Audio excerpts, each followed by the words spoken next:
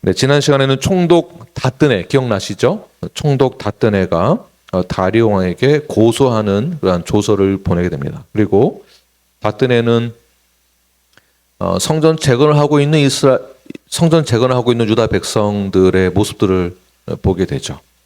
그리고 나서 그 조사한 내용들을 그대로 조서를 통해서 다리오 왕에게 보냈을 때에 다리오 왕의 반응이 이것 봐라. 나한테 허락도 없이 성전을 재건한다고? 이런 반응이었을까요? 아니면 그 반대의 반응이었을까요? 오늘 본문의 내용은 그러한 다리오 왕의 반응과 다리오 왕이 어떻게 그 조서의 내용을 가지고 어떠한 지시를 내리는지에 대한 그런 내용을 담고 있는 것입니다. 오늘 함께 1절, 2절 말씀을 읽겠습니다. 시작. 이에 다리오 왕이 조서를 내려 문서 창고 곧 바벨론에 보물을 쌓아둔 보물 전각에서 조사하게 하여 메대도 악메다 궁성에서 한 두루마리를 찾았으니 거기에 기록되었으되. 네. 다리오 왕은 유다 총독들의 보고를 받은 후에 고레스 왕 일대 고레스 왕의 칙령이 있는지를 한번 조사해 봐라. 네. 다시 한번 확인하는 것이죠. 자신의 그 권한으로 성전 재건을 막은 것이 아니라 다시 한번 조사를 해봤다는 것입니다. 그래서 고레스 왕의 칙령이 있는지를 조사하라고 명령한 그 장소가 어딘가? 바로 악메다라는 궁정입니다. 악메다. 그 악메다 궁전에서 악메다 궁전은 이제 문서를 보관하는 창고였습니다. 그 창고에서 고레스의 그 조서, 고레스의 칙령이 있게 되는데 그것을 찾게 되죠. 파워포인트에 사진이 나와 있습니다. 악메다는 고대 메메 왕국의 수도였고요. 현재 이란의 북서부에 위치해 있습니다. 이 지역을 하마단이라고 부르는데요. 고대 때에는 고도가 높고 기후가 시원했기 때문에 페르시아 왕들의 여름 휴가 장소로 그렇게 지정해 놓고 항상 그 악메다로 방문한 그런 기록들이 있습니다. 이는 고레스가 통치 초기에 유다 백성의 귀환과 성전 재건을 명령한 조서를 공식 문서로 기록해서 보관했다라는 것입니다. 악메다에서 이런 조서가 발견되었다라는 이 뜻은 모든 것이 하나님의 섭리 아래 하나님의 뜻이 잊혀지지 않고 보존된다라는 뜻입니다. 그러니까 사람들은 잊고 있지만 역사 속에서도 하나님이 우리와 맺은 그 약속을 절대 잊지 않으신다라는 것을 우리는 역사를 통해서도 깨닫게 되는 것이죠. 유다 백성의 성전 재건은 16년 동안 사람들의 기억 속에서 사라졌었습니다. 기억나시죠? 그러나 하나님의 기억 속에는 여전히 그 약속은 남아 있었다라는 것을 오늘 기억하시길 바랍니다. 즉 하나님의 말씀은 결코 헛되이 되지 않는다는 것이 오늘 우리가 받아야 될 말씀입니다. 이사야서 55장 11절 말씀을 함께 읽겠습니다. 시작. 내 입에서 나가는 말도 이와 같이 헛되이 내게로 되라오지 아니하고 나의 기뻐하는 뜻을 이루며 내가 보낸 일에 형통함이니라. 아멘. 하나님이 하신 모든 말씀은 땅에 떨어지지 않습니다. 믿으십니까? 하나님의 말씀은 단순한 소리가 아닌, 잘 들으십시오, 행동력이 있는 강력한 말씀입니다.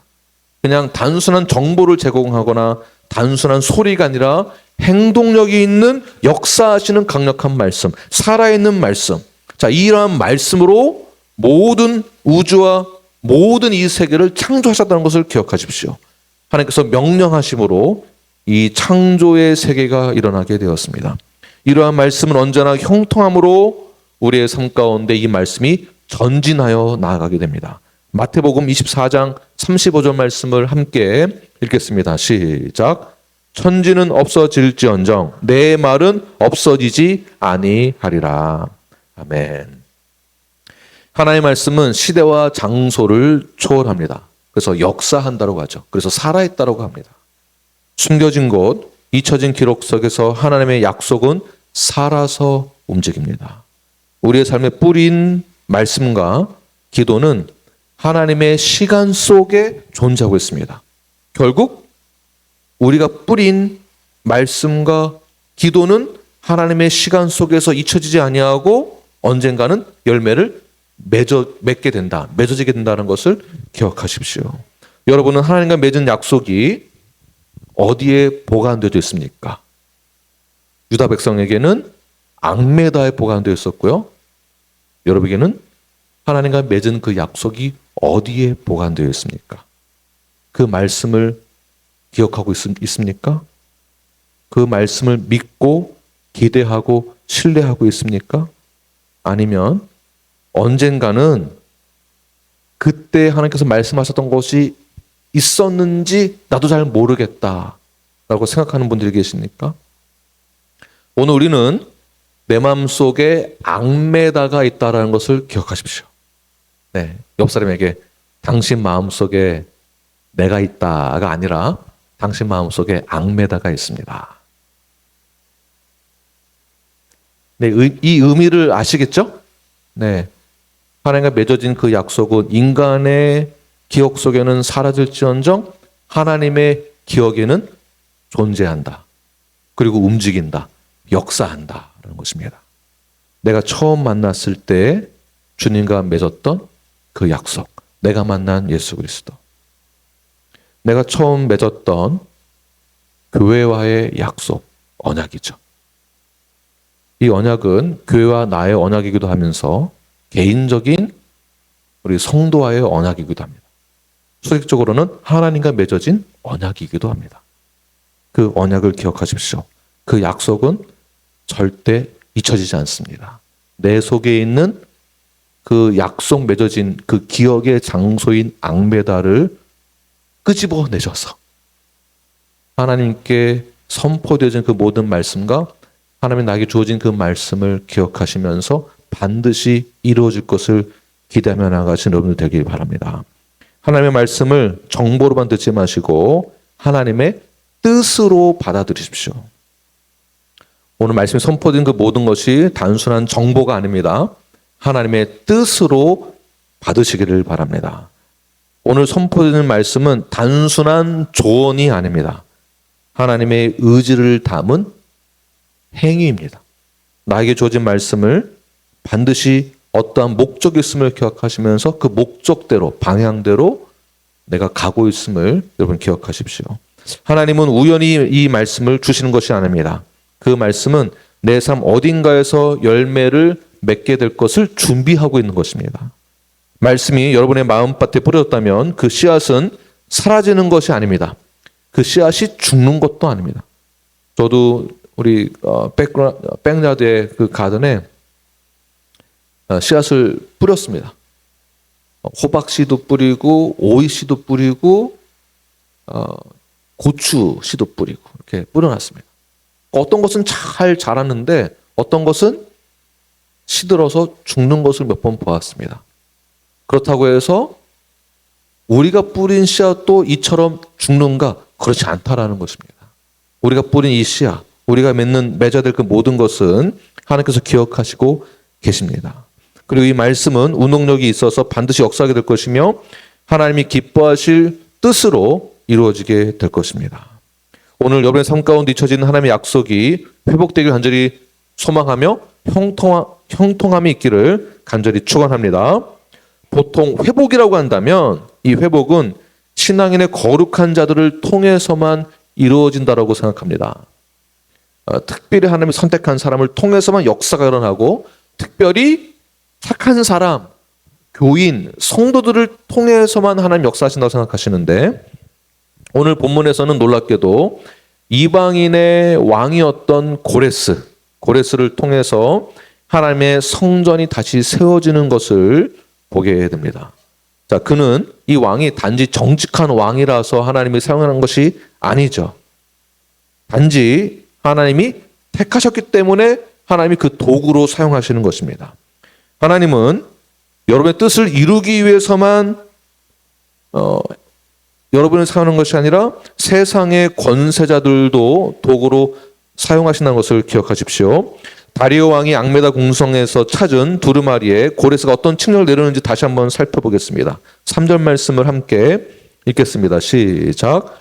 고레스 왕 원년에 조서를 내려 이르기를 예루살렘에 있는 하나님의 성전에 대하여 이르노니 이 성전 곧 제사 드리는 처소를 건축하되 지대를 견고히 쌓고 그 성전의 높이는 60규빗이요 너비도 60규빗으로 하고. 자, 이 3절이 어디에 나와 있는 내용이라고요? 고레스 칙령에 나와 있는 말이고, 자, 이 말은 고레스 왕이 직접 썼다라는 것입니다. 자, 고레스 왕이 어떻게 선포하고 있습니까? 예루살렘에 있는 하나님의 성전에 대해서, 아니, 이방인의 왕이 예루살렘의 신인 그 하나님의 성전을 위해서 성전을 이렇게 지어라라고 구체적으로 설명하고 있죠. 넓이는 얼만큼, 높이는 얼만큼.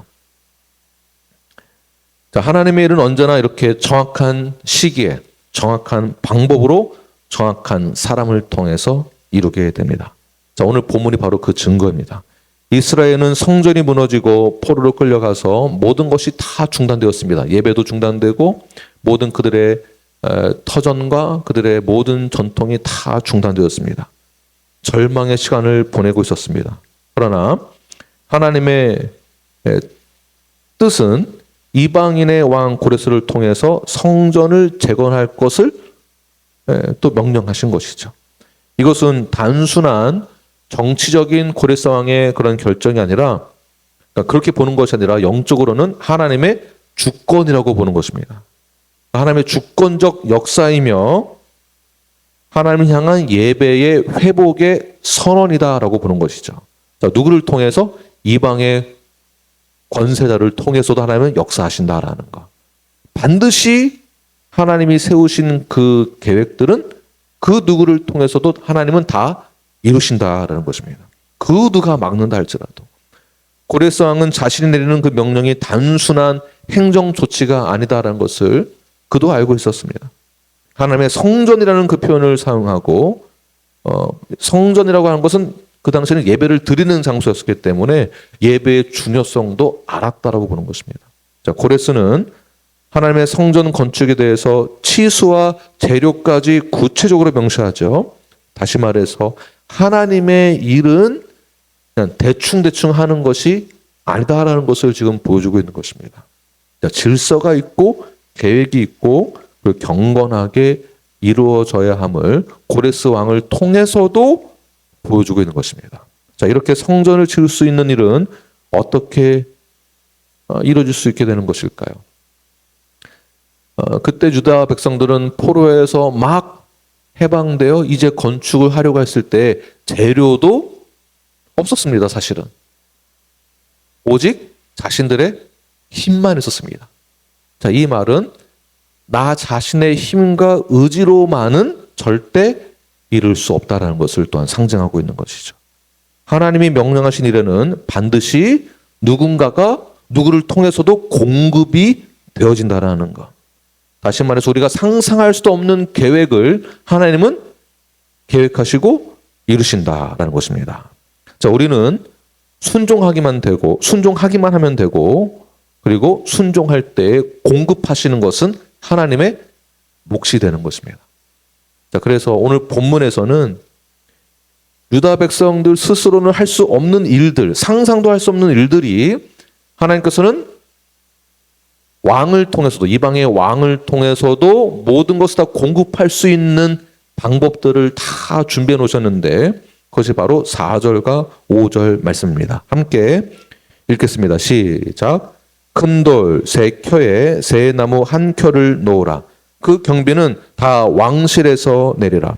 또 느부갓네살이 예루살렘 성전에서 탈취하여 바벨론으로 옮겼던 하나님의 성전, 금, 은 그릇들을 돌려보내어 예루살렘 성전에 가져다가 하나님의 성전 안 각기 제자리에 둘지니라 하였더라.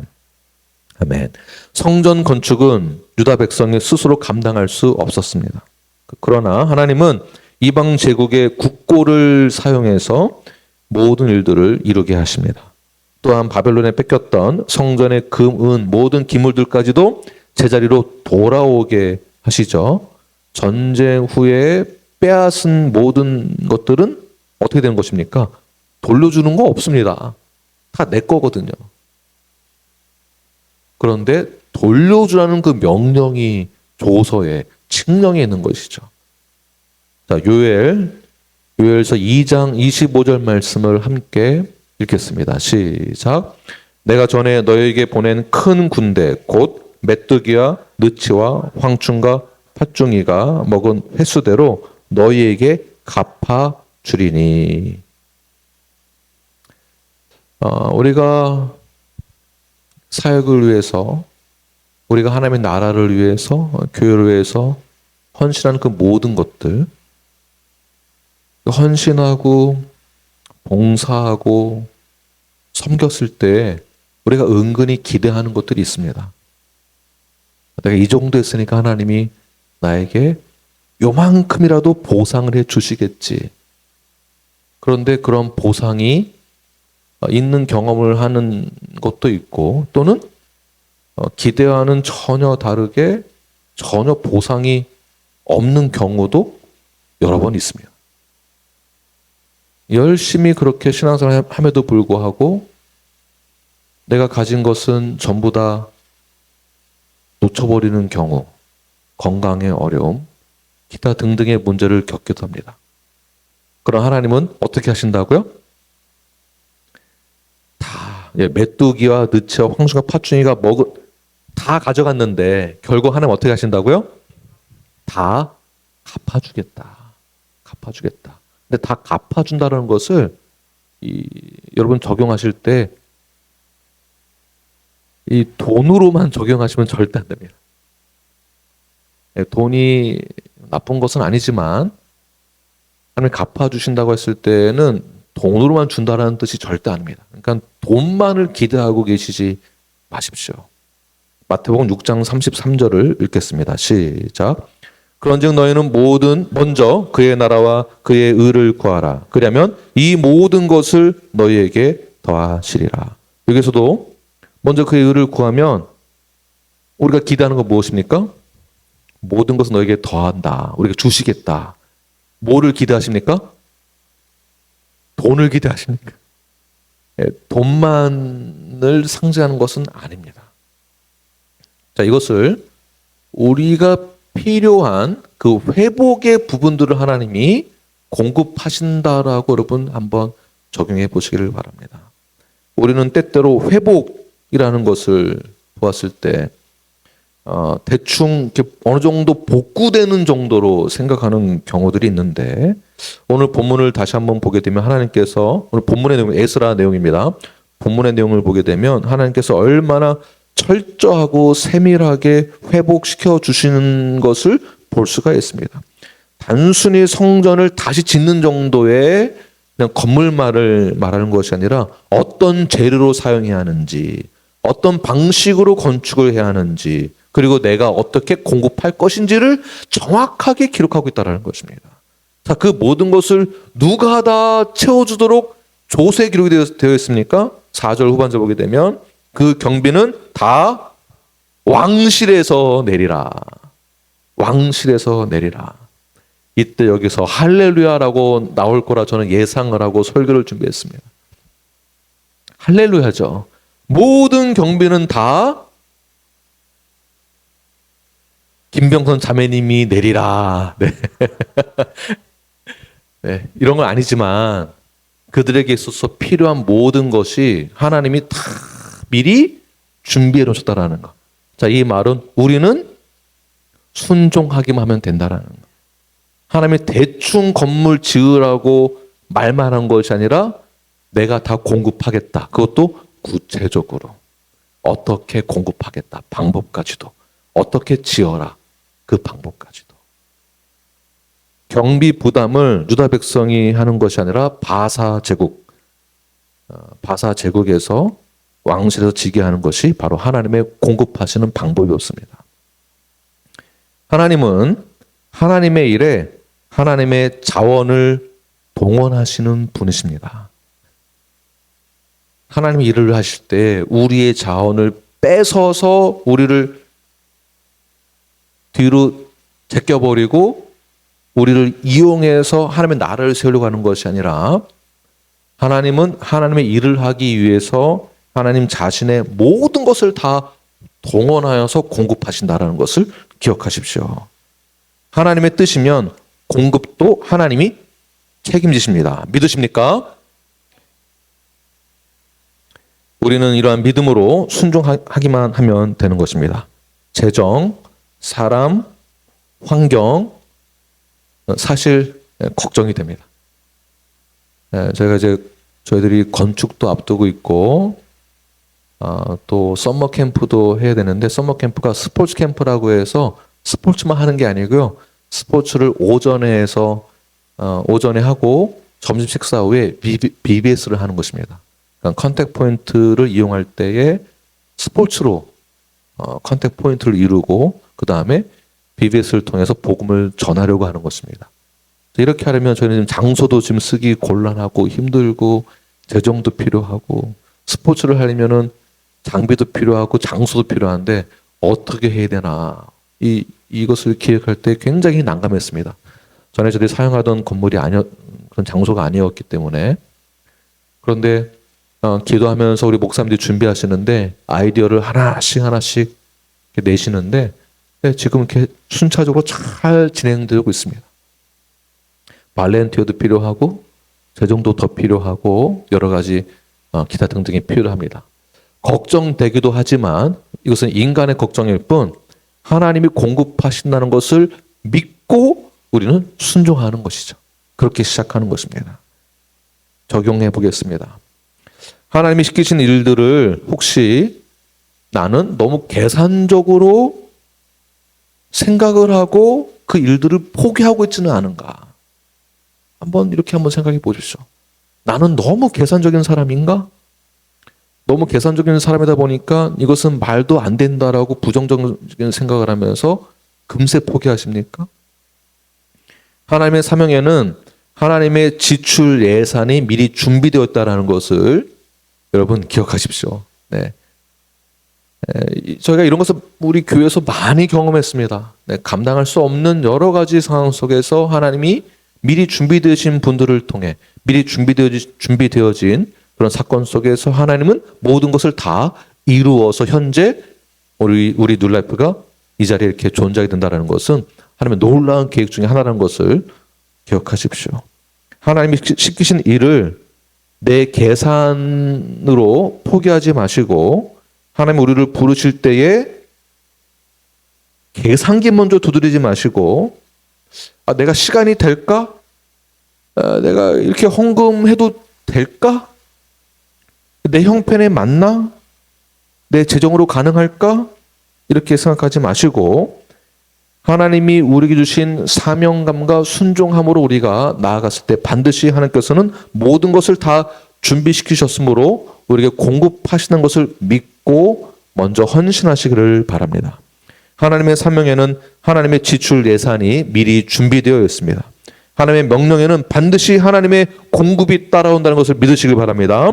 믿음으로 순종하는 사람들에게는 닫힌 문이 열리고 필요한 것이 공급되어지며 준비되지 않았던 길들이 열리는 은혜가 있게 될 줄 믿습니다. 지난 5년 전부터 한번 4년 전부터 쭉 기억하십시오. 4년, 5년 전부터 우리 뉴라이프의 사역들을 한번 쭉 돌이켜 보십시오. 네. 그때만 생각하면 눈물이 납니다. 네, 눈물이 납니다. 그러나 그 어려운 시간들을 여러분 우리 모두가 함께 잘 이겨냈습니다. 이겨냈고 그리고 순종하였습니다. 순종한 결과 차근차근 하나씩 우리 교회가 하나님 원하시는 그런 그림대로 계획대로 순종하는 그 마음 가운데 잘 진행되고 있는 것을 저들은 몸소 경험하게 됩니다. 혹시 나는 하나님 맡기신 일들을 내 상황을 따져보고 난 다음에 순종하려고 하고 있는지는 아닌지, 아니면 믿음으로 순종하고 하나님의 창고가 열릴 것을 기대하고 있는지 여러분 스스로를 한번 돌이켜 보시길 바랍니다. 5절 다시 보게 되면 하나님의 성전, 금, 은, 그릇들을 돌려보내어 예루살렘 성전에 가져다가 하나님의 성전 안 각기 제자리에 둘지니라 하였더라. 자, 이거 누가 명령했습니까? 고레스 왕이 명령한 것입니다. 이미 하나님은 과거에 빼앗기고 이랬던 것까지 다 회복하실 것이다. 단지 그냥 새롭게 시작되는 것만이 아니라 원래 있었던 그 제자리로 돌아가게 하는 것. 원래 있었던 제자리로 돌아가게 하는 것이 회복이다. 저는 여기에 좀 초점을 맞추고 싶습니다. 원래 있었던 제자리가 어디인가? 제자리가 어디인가? 여러분들은 원래 어떤 제자리로 돌아가야 하는 것일까요? 원래 제자리가 어디입니까? 여러분의 제자리. 이거 생각해 본 적 없으시죠? 내가 있어야 될 자리가 어디인가? 나는 원래 어느 자리로 돌아가야 하는 것인가? 자, 우리는 하나님의 형상을 닮은 자녀들입니다. 하나님의 형상을 닮은 자녀들로서 우리는 하나님의 자녀가 되었고요.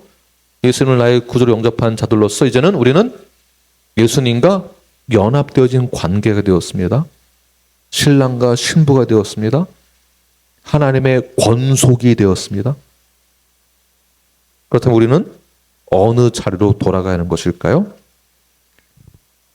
당연히 말씀에 순종하는 순종의 자리로 돌아가야 합니다. 감사와 기쁨의 자리로 돌아가는 것입니다.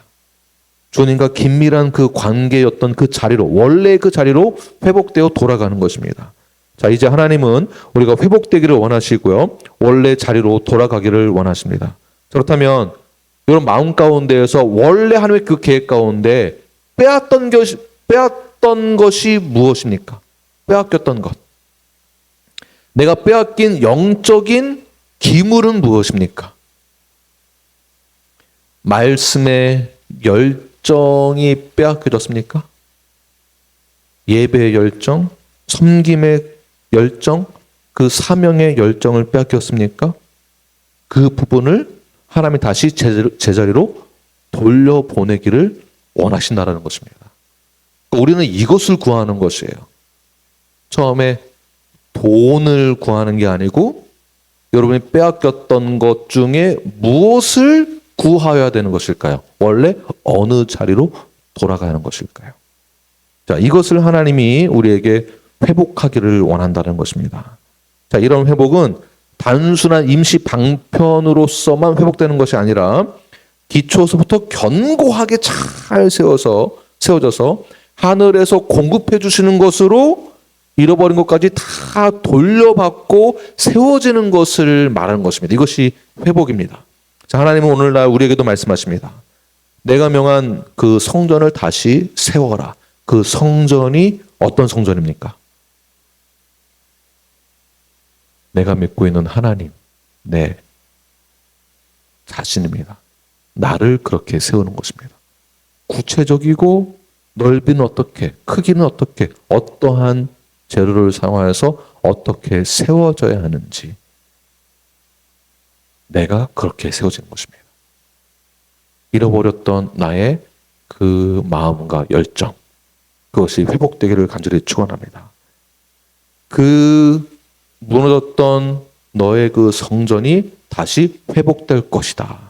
내가 너를 위해 모든 것을 다 공급할 것이다. 오늘 메시지는 단순한 성전 건축 건물을 이야기하는 것이 아닙니다. 우리가 그렇게 세워져야 함을 말하고 있는 것입니다. 모든 잃어버렸던 것들이 다시 되돌아가게 될 것이다. 우리가 놓쳤던 것들, 주님을 사랑했던 그 마음, 뜨거웠던 나의 그 열정, 회개하며 자복하며 눈물을 흘리며 주 앞에 나아가 무릎 꿇고 두 손 들었던 그 첫 신앙의 마음과 열정, 분노와 아픔과 시기와 질투와 의심과 걱정과 불안함의 상태에서 어디로 돌아가야 되겠습니까? 내가 그 성전을 회복시킬 것이다. 그 성전이 회복될 수 있도록 내가 너를 모든 것을 다 공급할 것이다. 모든 것을 다 원래의 자리로 돌아가게 할 것이다. 욥기 42장 10절 말씀을 함께 읽겠습니다. 시작. 욥이 그의 친구들을 위하여 기도할 때에 예수께서 욥의 공경을 돌이키시고 여호와께서 욥에게 이전 모든 소유보다 갑절이나 주신지라. 자, 이것도 돈으로만 보시면 안 됩니다. 자, 주시되 얼마나 주신다고요? 갑절로 주시겠다. 자, 하나님은 욥의 삶을 완전히 전환시켜 주셨습니다. 자, 이전보다 더 나아진 상태로 회복시켜 주셨는데요. 그것도 갑절이나 더 주셨습니다. 자, 이것은 단순한 보상이 아니고요. 하나님의 자비와 은혜이며 신실하신 하나님의 적극적인 역사라고 보는 것입니다. 자, 욥은 모든 것을 다 잃었습니다. 믿음의 고백을 끝까지 지킨 자들에게 주신 하나님의 자비로움이 무엇인가? 갑절로 더해 주신다. 돈이 배가가 되어졌다라는 것이 아니라 하나님을 믿는 그 신실한 그 마음이 갑절로 커졌다라는 것을 말하고 있는 것이죠. 현재 유다 백성들이 겪고 있는 고난이 무엇입니까? 성전을 진짜 지을 수 있을까? 재료도 없고 우리는 법적으로도 정치적으로도 이렇게 공격을 받고 있는데 과연 가능할까? 자, 욥과 같은 시기를 겪고 있는 분들이 오늘날 우리 성도 중에서도 있을 수가 있습니다. 주변에서 비웃습니다. 손가락질합니다. 야, 너 교회 다닌다고 하더니 예수 믿는다고 하더니 맨 그 모양 그 꼴이냐. 너 꼴 좋다. 뭐 맨날 기도한다고 하더니 맨날 아프다고 그러고 안 좋은 일은 혼자 다 겪고 너 꼴 좋다. 한번 기도 더 해봐라. 교회 다닌다고? 너가 성도라고? 이 얘기는 저희 어머니가 듣던 얘기입니다. 저희 집은 항상 어려웠습니다. 저희 어머니가 저에게 해주신 말씀이에요. 한국아 회사 갔더니 내가 전도하려고 해도 항상 그렇게 말을 해. 아니 사모님이라면서요. 근데 목사님은 어떻게 목사라고 하면서 벌을 받았는지 저주를 받았는지 장애가 왜 있으세요? 기도한다고 하더니 그렇게 어렵게 사세요? 신앙생활 한다고 하더니 참 꼴 좋습니다. 이런 말을 들을 수 있습니다. 아니 기도한다고 하더니 사고가 났네요. 기도한다고 하더니 사기를 당해요. 성도라고 하더니 그 어려움은 혼자 다 겪고 있어요. 꼴 좋습니다. 그 상황을 그 누구에게도 이해시킬 수 없을 만큼 어려운 그 고난의 시간이 우리 모두에게 다 찾아올 수 있습니다. 그러나 하나님이 반드시 회복시킬 것이다 라고 말씀하시거든요. 그 성전이 회복될 것이다. 내가 모든 것을 다 공급할 것이다. 너는 순종하기만 하면 된다. 유다 백성들에게 주어진 그런 메시지였습니다. 욥과 같은 시기를 겪고 계신 분들, 유다 백성들처럼 고난 가운데 처해 있는 분들, 또는 학생으로서 공부해야 되고 진학에 대한 고민이 있고 미래에 대한 불안감이 있는 분들, 가정에서는 부모와의 관계 또는 성인들은 우리 어른들은 여러 가지 불안감이 많이 있죠. 특별히 뭐 어머니들도 불안감이 있으시겠지만 이 남편이나 아버지는 이 불안함이 좀 더 많지 않을까라는 생각, 저 개인적인 생각 갖고 있습니다. 네, 다 어려운 분들이 있겠지만 미래에 대한 불안감이 없을 수가 없죠. 건강이 문제가 생기면은 가정을 내가 어떻게 돌봐야 할지 당연히 걱정됩니다. 그런 문제와 어려움과 고통 가운데 있을 때, 경제적인 어려움이 있을 때, 또 어떤 불안감이 있습니까? 내가 혹시라도 사람들에게 외면당하지 않을까라는 불안감도 생깁니다. 내가 따돌림 당하지는 않을까? 내가 무시당하지는 않을까? 여러 가지 다양한 기타 등등의 불안감이 다 찾아올 수 있습니다. 자, 다양한 문제들 속에서 오는 그 고난으로 불안하고 계시다면, 그러나 하나님께서 우리에게 향하신 성화의 구원의 그 이야기는 하나님의 우리를 향한 그 스토리는 고난으로 끝나게 하려고 하는 것이 하나님의 이 계획이 절대 아니다라는 것이에요. 너 고난 당해서 한번 죽어봐라 이런 게 절대 아닙니다. 그렇지 않습니다. 세상이 비관적이고 세상이 불완전하고 세상이 문제가 많아서 나까지도 그렇게 되는 거 아닌가라는 생각을 갖고 계신 분들 그렇게 생각하지 마십시오. 절대 그렇지 않습니다. 하나님의 계획은 우리를 넘어뜨리고 부러뜨려서 좌절하게 만드는 것이 하나님의 계획이 절대 아닙니다.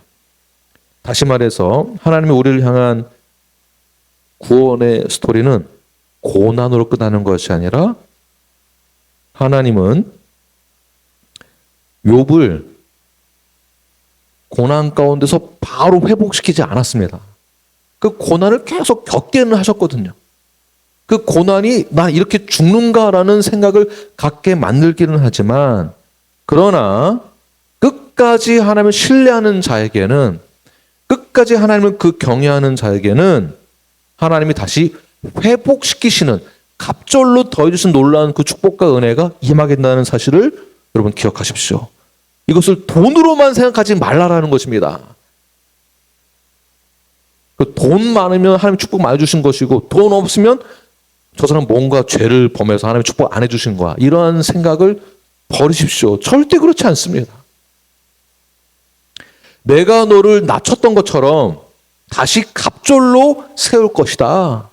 그 세워지는 그 자리가 어디겠습니까? 그만큼 너가 고난 가운데 견뎌왔던 그 시간 내가 다 알고 있다. 그러나 좌절하지 말아라. 그 이상으로 내가 회복시키겠다. 그 회복의 자리가 어디일까요? 유다 백성들이 하나님의 성전을 재건하기 위해서 하나님의 모든 것을 재건하기 위해서 하나님이 그 모든 것을 다 준비해 주셨습니다. 예배해 주셨습니다. 그리고 성전을 회복시키십니다. 욥을 고난 가운데 몰아세우시고 다 잃게 하셨지만 다시 세우시고 회복시키십니다. 우리가 회복해야 될 그 자리가 어디일까요? 그 자리. 내가 어떠한 부분이 회복되어야 될까요? 이것을 돈으로 보지 마시고 구체적으로 한번 적용을 해 보도록 하겠습니다. 우리가 갑절로 하나님이 세워주시고 회복시켜 주실 그 부분이 무엇이냐 하면 첫 번째는 수직적으로 하나님과의 관계가 회복되어지는 것을 말하고 있는 것이겠죠. 갑절로 하나님과 관계가 회복되어진 것입니다. 자, 어떻게요? 말씀 중심으로, 복음 중심으로, 성경 중심으로 하나님과의 관계가, 하나님과의 수직적인 관계가 회복되어진 것입니다. 이거 굉장히 중요합니다. 자, 이렇게 하려면 어떻게 될까요? 회복되려면. 여러분 다 주님, 예수님 믿으시죠? 다 구원 받으셨죠? 아멘을 안 하시는 분들이 계시니까 다시 한번 물어보겠습니다. 다 구원 받으셨죠? 아멘. 네. 지훈 자매님 구원 받으셨죠? 네. 이지훈 자매님, 정지훈 자매님. 네. 구원 받은 자로서 우리가 하나님의 자녀가 되었다고 한다면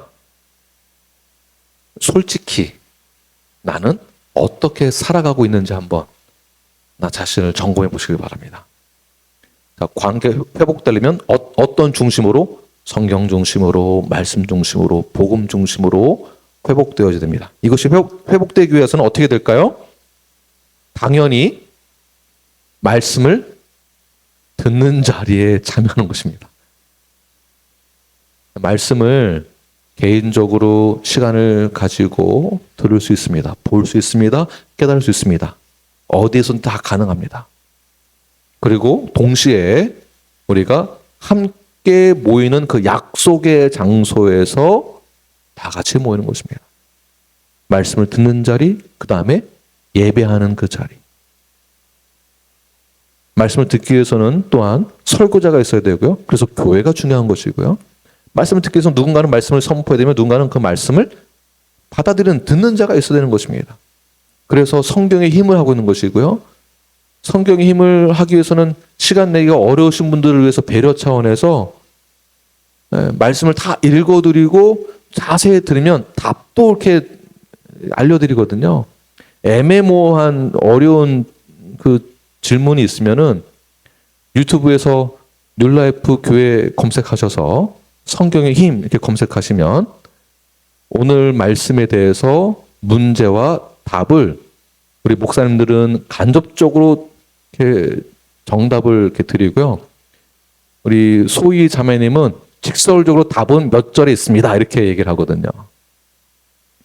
말씀을 운전하시면서 말씀도 들으시고 그리고 기도의 자리, 예배의 자리에 다 참여하는 것입니다. 지난 몇 년 동안 토요 아침 예배에 참여하시는 분이 고정적으로 딱 그분들만 오셔서 더 이상 변화가 없는 상태로 진행되고 있습니다. 토요 설교를 준비하기 위해서 저는 월요일 저녁부터 준비합니다. 미리 준비해서 원고 다 만들어 놓고 목사님들에게 파워포인트 준비할 거 다 제공해 드리고 준비하게 시킵니다. 주일 설교는 목요일까지 다 준비해서 요약본과 파워포인트 준비할 내용까지 다 보내드리고 원고 다 보내드리고 그 다음부터 또 번역 준비해서 그냥 쉽게 하고 있지 않습니다.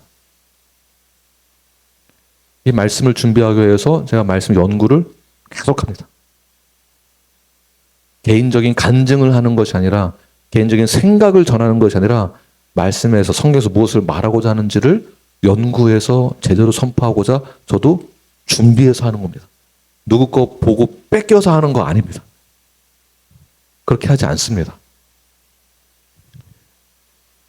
교회란 목사가 존재하고요. 성도, 은사자들이 다 존재하는 것입니다. 그게 교회입니다.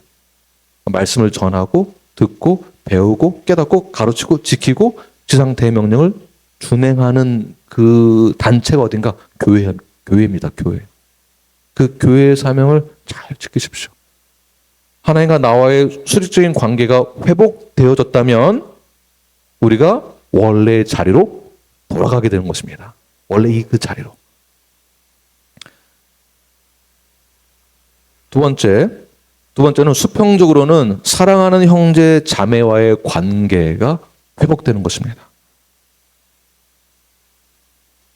사랑하는 뉴라이프 여러분, 하나님은 지금도 우리를 회복시키기를 원하십니다. 그리고 하나님은 지금 그 회복의 자리로 여러분들을 부르고 계십니다. 내가 너를 다시 세우고 싶다. 내 성전을 너희 안에 다시 세우기를 원한다. 그렇다면 우리는 용서하지 못한 자들을, 형제와 자매들을 용서할 수 있어야 됩니다. 그게 성전이 세워지는 것입니다.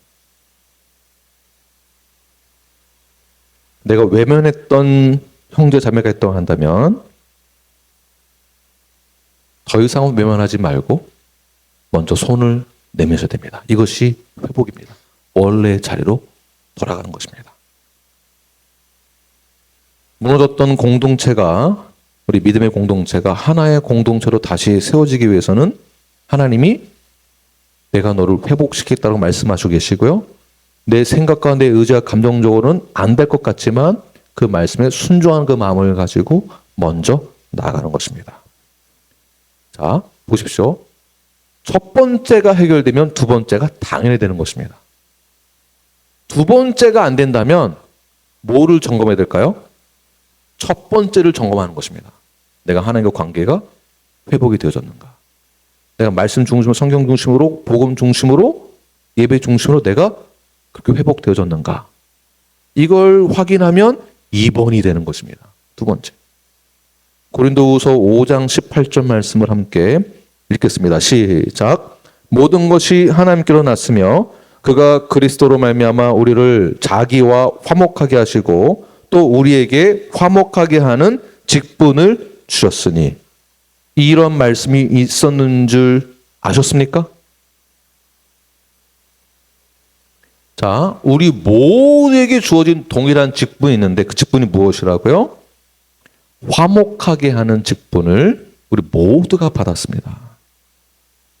자, 이 말씀을 하나님의 뜻으로 받으시길 바랍니다.